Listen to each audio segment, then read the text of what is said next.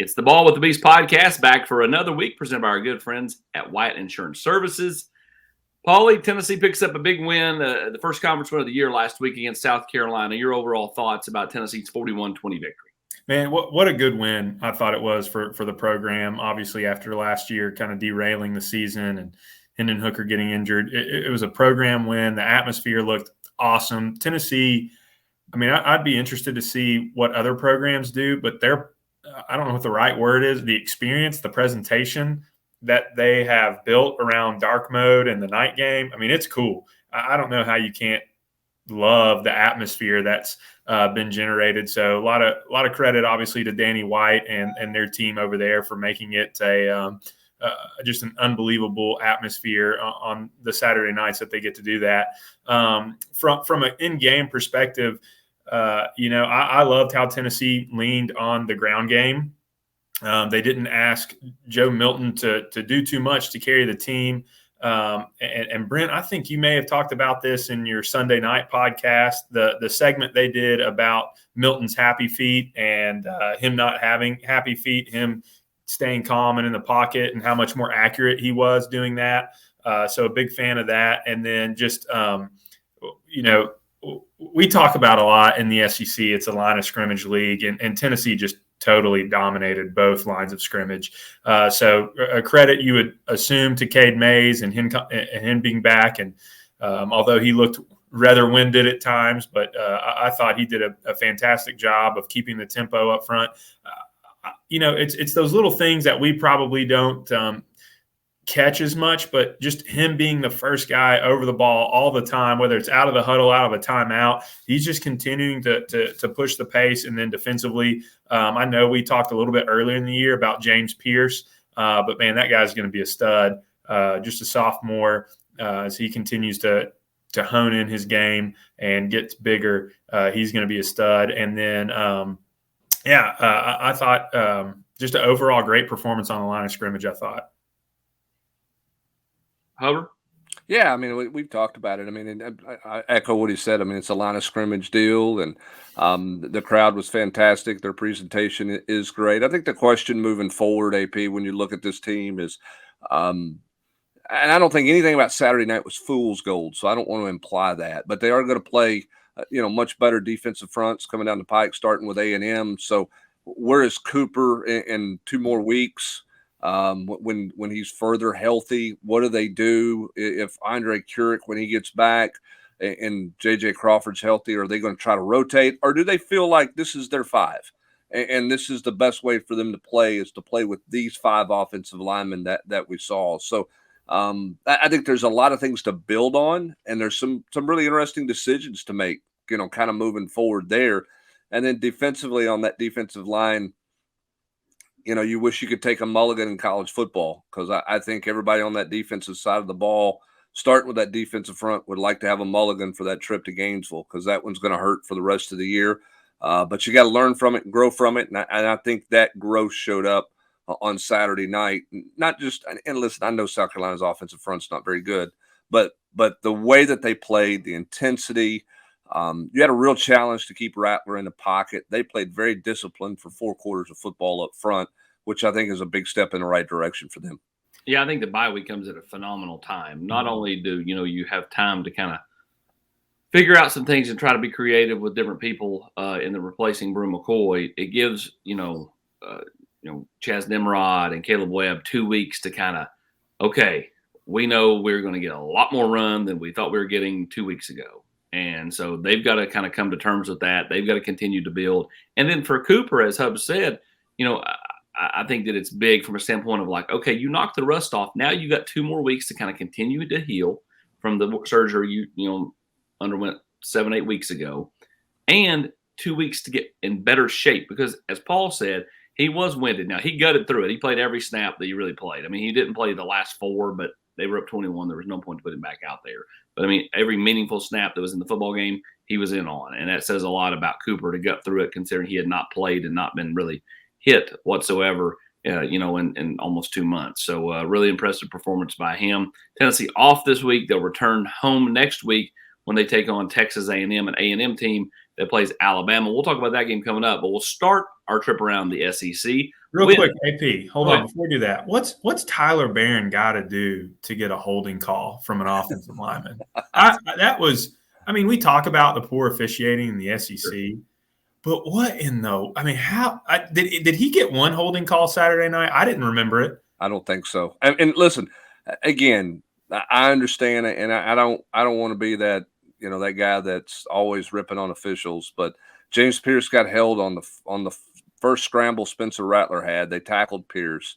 Roman Harrison had one where they pulled his jersey away from the back of his shoulder pads, and Tyler Barron was held all night long. All night long. I think Tyler is playing, and I'm glad you brought him up, Paul, because his stat line from Saturday, somebody looks at that and go, he didn't play very well. Tyler Barron played really good football Saturday. He's in the backfield every other play. He's had a great 5-game start to this year. AP talks about all the time, contract year.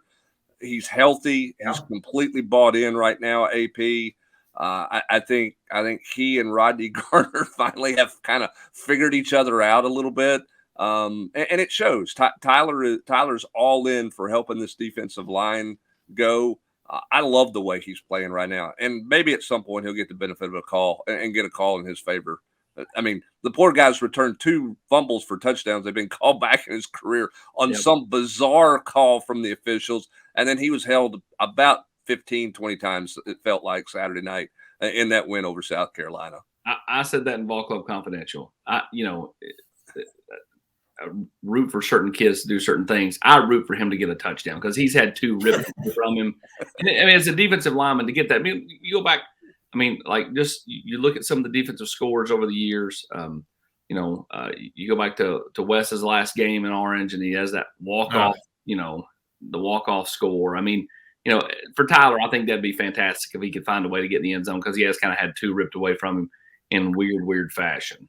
All right, now let's take our trip around the SEC. There we go. We got Ole Miss and Arkansas. Arkansas has lost 3 games in a row to BYU, LSU, and A&M. They got Ole Miss this week and then Alabama next week. They could be in the midst of a 5-game losing streak. To me, this is the gettable one of the 2, but you're at Ole Miss.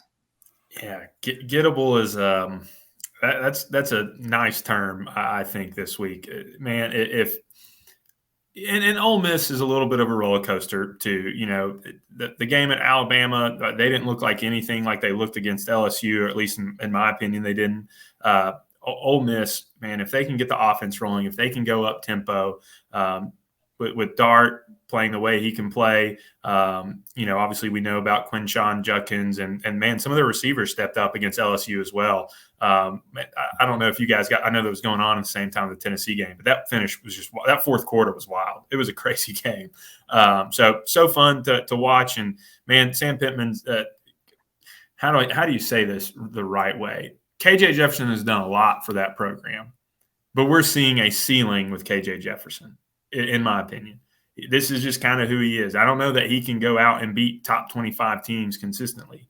Can he rip off a couple big runs? Yes, but can he consistently go down the field, create drives against defenses that are good? I don't know that we can see that. Now, Ole Miss doesn't have a great defense. So they can score some points, but I think Ole Miss is just really explosive right now, and Lane Kiffin's going to draw up plays, and this team should be motivated at home again. And really still in the hunt for the West, given what I think can go on this year. Yeah, here's the thing about Arkansas that stands out to me. By the way, my shirt looks like a Zoolander shirt here. I'm not sure what's going on with all the spiral looks on my camera. Sorry about that. But here's the thing that jumps out to me about Arkansas that I don't think anybody talked about, and that was the loss of Barry Odom in the offseason to go to UNLV as their head coach. Not that UNLV is suddenly world beaters because Barry Odom's there as a head coach, but I think it's pretty obvious how much Arkansas misses him on the defensive side of the ball. He overachieved as their defensive coordinator with guys. I thought that they weren't as talented defensively, Paul, but they made a bunch of plays defensively to keep them in games. I think they're missing him dramatically, which means they're in more shootouts than they want to be involved in. And I'm not sure how many shootout games KJ Jefferson's going to win for you because of his play and how much help that he has around him. So when you can't play great defense, it's hard to play that Sam Pittman bully ball that he wants to play because they feel like they're playing catch up. I mean, that game got away from them in the first half in Jerry's world, AP, and you just they're like, okay, it's over because Arkansas can't score enough to keep up, and they just don't need to be in shootout type games, I don't think, and be very successful in doing so. Well, they not only changed out defensive coordinators, they also changed out offensive coordinators, and that was the big when Sam Pittman got the job, everybody praised him for bringing in Barry Odom, for bringing in Kendall Briles, and they had these top shelf coordinators, and all of a sudden you start switching them out, and all of a sudden it gets a little more dicey, right?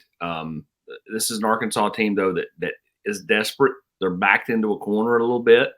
You lose this one, and most people will chalk up the Alabama game as a loss. I mean, that's 5 in a row. You're probably not going to a bowl. I think this is a huge game for Arkansas, and I think they're going to come out swinging and give Ole Miss everything they've got in this game. I really think that this is going to be a fantastic football game, and it's easy to have that letdown after the emotional win last week against LSU because, that was back and forth, and Paul's right. That was hugely entertaining. But that was an emotionally draining game as well because every time LSU would counterpunch, you had to find the kind of juice yourself to punch back, and Ole Miss was able to. So for me, Paul, I think that this is going to be really, really close. And these two teams have played some entertaining games in this series. Yeah, they absolutely have.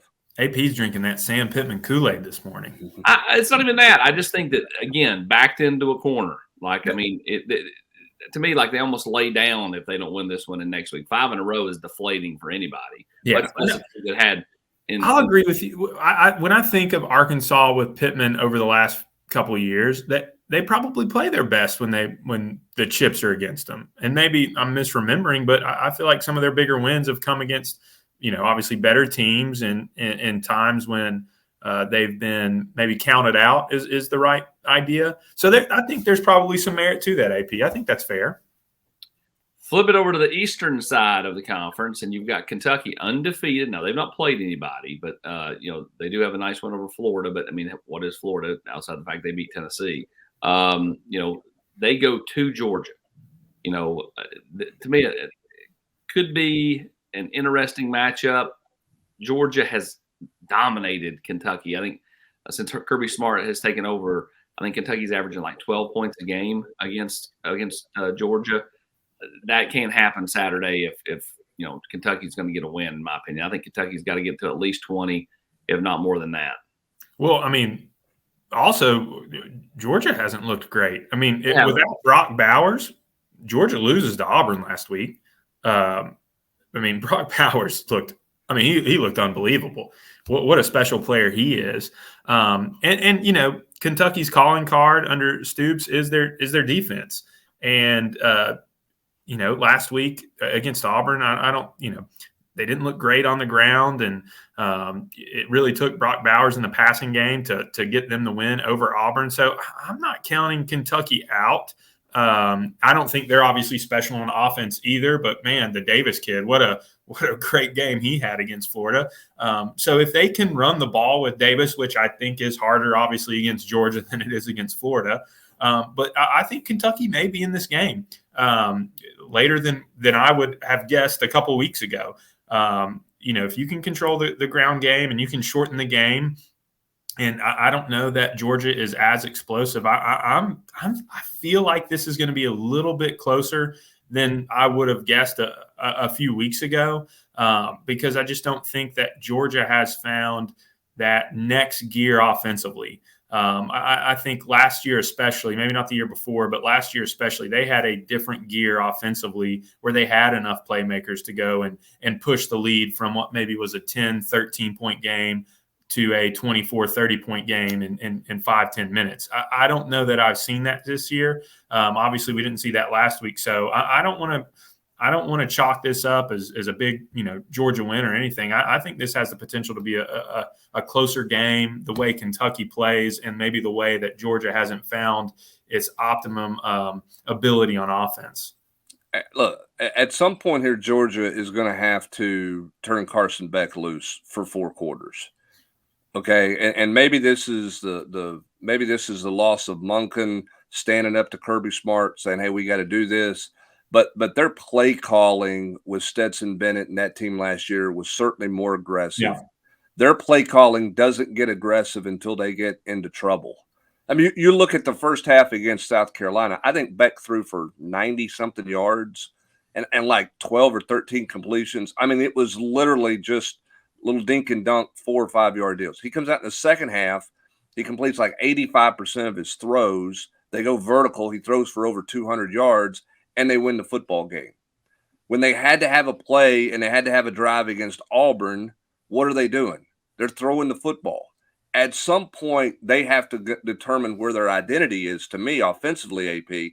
And that is, you got to put more on Carson Beck. If he's your guy, he's played enough football now that you don't just let him start turning it loose and getting aggressive when you're behind 2 scores in the second half against South Carolina, or when you're needing a final drive to win a game. I mean, they've got to be more aggressive on offense. Otherwise, they're going to be in a bunch of close games with a bunch of people, just because they're going to let people hang around. I'm going to be curious to see how aggressive they play offensively this week, because I think for them to be at their best late in the year, they're going to have to really cut it loose on the offensive side of the ball. Kirby, naturally conservative, and then Bobo, I think, is not super innovative. And when you put those two together, I think it kind of spells what Hubbs is talking about, which is why Georgia fans got a lot of angst, which is why they didn't like the hire. But at the same time, they're like, he's won back-to-back national titles. He has put us in a position in 3 title games since he arrived in 2016. I mean, the guy really can do no wrong down there, outside of getting Roscoe and Enos under control. But at the same time, like, you're only as good as your last group. And right now, this group is undefeated, ranked number 1 still, but it does not look like the same Georgia team. Even defensively, they're good. I would almost make them great, but they're not what they've been. They were ridiculous the last couple of years. We've talked obviously a lot about the defensive side losing to the draft, but they've lost good offensive players to the draft and to the portal. I mean, Mitchell is at Texas. Burton is at Bama. I mean, they've lost some good players. I mean, they've lost some good players over the last couple of years, and it's not just replacing Stetson Bennett, but you're replacing a lot of skill guys. Obviously we know what happened with their offensive line in the offseason. So it's not just rinse and repeat with this crew that's out there. This is definitely a different team than the one we've seen the last 2 years across the board.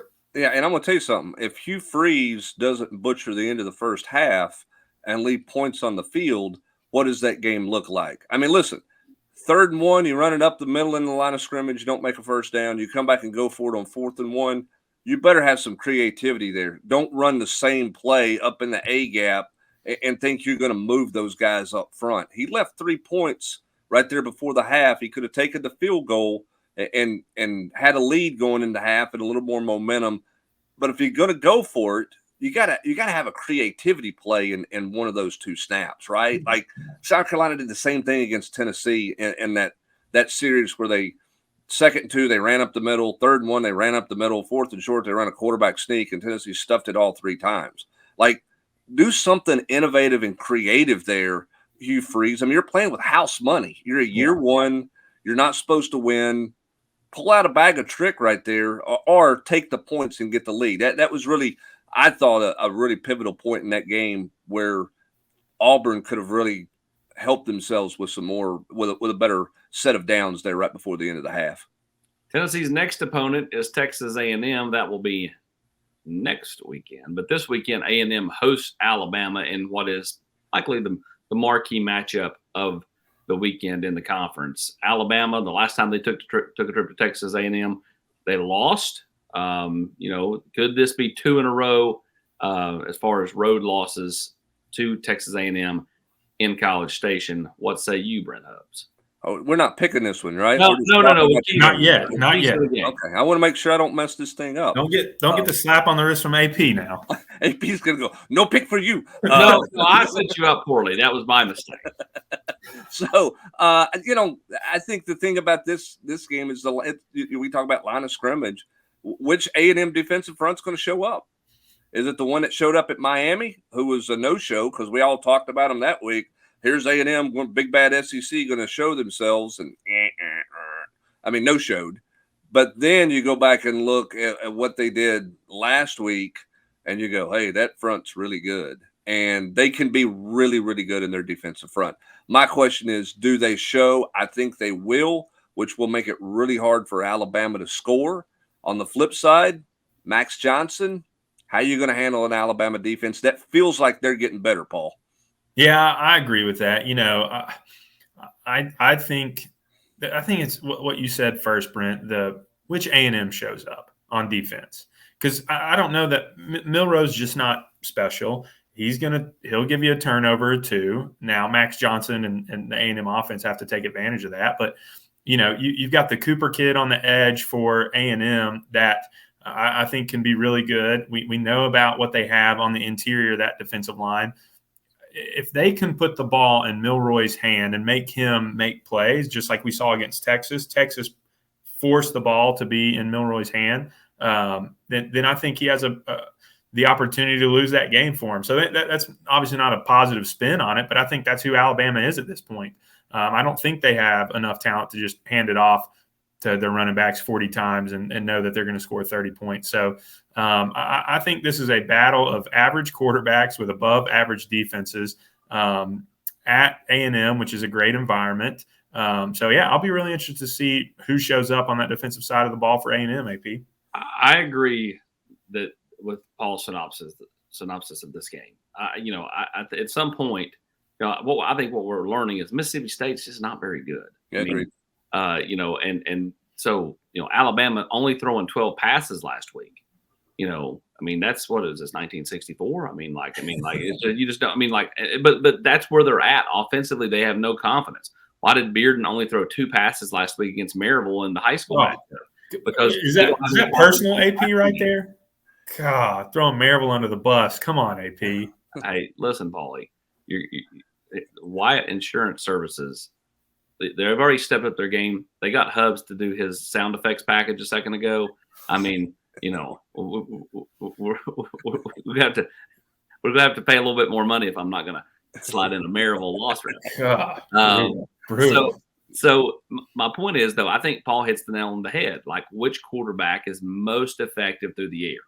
I would tell you it's probably going to be Max Johnson because he's more of a passer. But, I think a lot of it depends on how, A&M plays Alabama. I would play man because I just don't think any of those Alabama receivers strike fear in you and just load up and use everything you have to kind of shut down that Alabama rushing attack, which includes Milroe. Milroe is a load. He's almost like an extra running back there, and he is special with the ball in his hands, but he's not super special throwing the ball. Well, my question there would be: do you think you can handle their run game or control their run game with your base front, with your quote elite defensive line and linebackers, and then all of a sudden you're making Milroe read the football field, and you're baiting him into some throws for interceptions.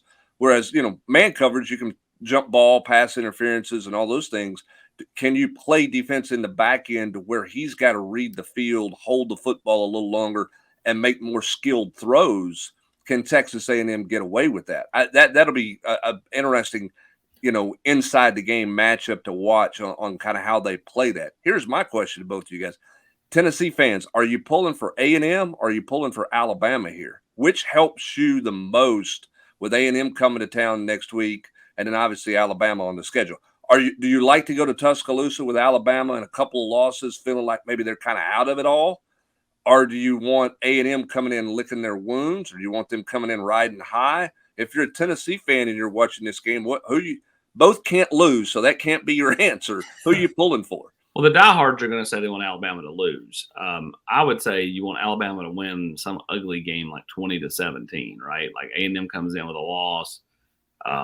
Bama's deficiencies at quarterback remain because they're only going to make a move if they lose several in a row. And I don't see them losing to Arkansas next week. So I would tell you that if you're a Tennessee fan, you probably want Alabama because, Alabama's going to get jazzed up for the third Saturday in October because of last year. Same reason Tennessee got jazzed up for South Carolina last week. So, I would tell you that Alabama's going to be pumped no matter how many losses they have going into that game. If it's me, I would rather have A&M win, just riding high. They're probably going to be a really physical game while you get a bye week here. And, you know, I wonder what happens because I don't think we've seen it. What happens if Alabama does have 2 losses? What happens when things start snowballing for Alabama? That's a mystery, man. Nick, since his first year, hasn't really had to deal with that, to have 2 losses the second or the first week of October. So I find that really intriguing, that storyline of how does he manage that if that ends up happening. I wanted to mention this earlier. I do think one of the other differentiators in this is the Smith and the Stewart kid at receiver for A&M.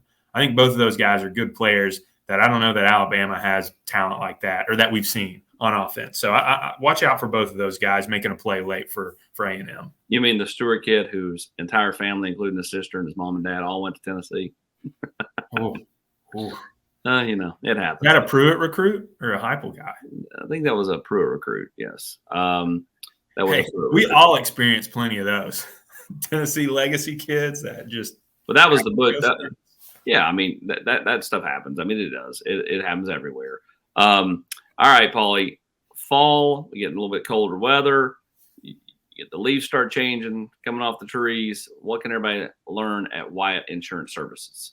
Yeah, you know, I know we've talked a lot about employee benefits recently, so I want to switch it up to our commercial insurance services. If you're a business owner, we do things differently with how we manage our clients' risk, how we approach their accounts. And it's not just, hey, can we provide you with the most affordable insurance? It's absolutely about what kind of coverages does your company need, the service that we're able to provide with COIs and quick turnarounds on things. And then just digging a little bit deeper and making sure that you're taken care of from a total risk management process. So it's not just the insurance that takes care of that, but you know, how you deal with contracts.